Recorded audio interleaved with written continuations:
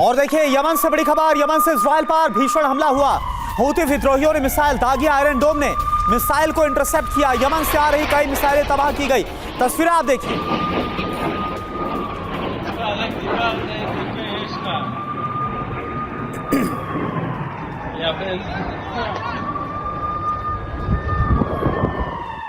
और देखिए अभी अभी गाजा से बहुत बड़ी खबर आ रही है। जी हां, गाजा में हमास को बहुत बड़ा झटका लगा है। हमास के हथियार डिपो पर कब्जा कर लिया गया है। भारी संख्या में विध्वंसक हथियार बरामद किए गए हैं। तो ये देखिए हमास का यह हथियार डिपो है जिस पर कब्जा किया है इजराइल डिफेंस फोर्स ने। और ये अभी अभी की बड़ी खबर है और ये विजुअल हम आपको दिखा रहे हैं। आप जरा देखिए कैसे भारी मात्रा में इसमें रॉकेट है, इसमें मिसाइलें रखी हुई है। भारी मात्रा में जो हथियार है उन पर कब्जा किया गया है, वो जब्त किए गए।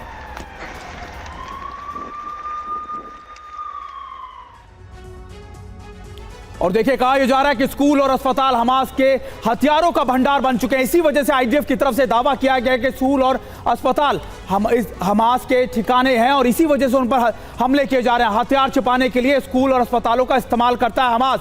गाजा के ज्यादातर स्कूल अस्पतालों में हथियार मिले हैं। जी हाँ, और क्या क्या मिला ये भी आपको बताते हैं। देखिए anti tank missile, rocket launchers, लंबी दूरी की मिसाइलें, ग्रेनेड और ड्रोन, ये सारी चीजें बरामद की गई है।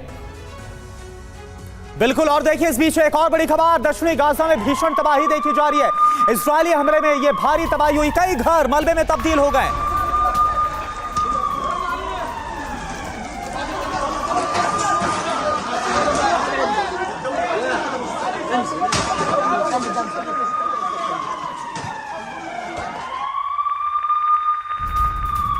और देखिए इसी बीच एक और बड़ी बात आपको बता दें कि गाजा युद्ध पर हमास का भी एक दावा सामने आया है। सभी फ्रंट में भीषण जंग लड़ रहे हैं हमारे लड़ाके। अब तक आईडीएफ के 23 वाहन नष्ट कर दिए गए हैं।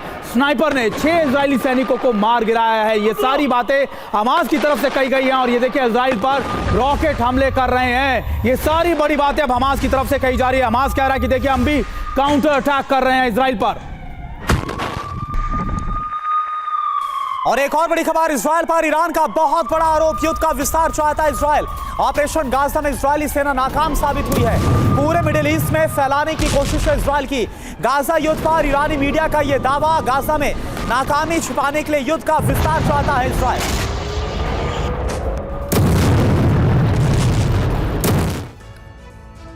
और देखिए गाजा युद्ध का विस्तार अब मिडिल ईस्ट तक भी पहुंच चुका है। जी हां, ईरान का दावा है कि इजराइल जंग का विस्तार चाहता है, यानी ये आरोप लगा रहा है ईरान। और गाजा में इजरायली सेना पूरी तरीके से फेल हुई है। नाकामी छिपाने के लिए जंग बड़ा करना चाहने की कोशिश कर रही है इजराइल की सेना, ये ईरान की तरफ से कहा गया। लेबनान और यमन में इजराइल के हमले तेज हुए हैं। जानबूझकर लेबनी सेना पर अटैक किए गए। हिजबुल्ला और हूती को नुकसान उकसाने की कोशिश की गई। नेतन्याहू दुनिया के देशों से समर्थन की अपील कर रहे हैं। नेतन्याहू की अपील युद्ध के विस्तार की कोशिश है। ये देखिए लगातार कहा जा रहा है तेहरान टाइम्स की तरफ से कि कैसे अब इस युद्ध को इजराइल बढ़ाना चाहता है। हमारे साथ हमारे एक्सपर्ट भी मौजूद हैं। ब्रिगेडियर शुभेंदु सर का रुख कर लेता हूं। सर देखिए ऐसा लग रहा है कि ये युद्ध बहुत जल्दी खत्म होने वाला नहीं है। 2 महीने के अंदर करीब करीब सिर्फ 5000 लड़ाके मारे गए हमास के और करीबन 30,000 ऐसे कैडर्स बताए जाते हैं या फिर उनके ओवरग्राउंड वर्कर्स बताए जाते हैं जो अब भी एक्टिव हैं। तो क्या आपको लगता है कि जल्दी ये युद्ध खत्म हो पाएगा या फिर ये लंबा चलेगा?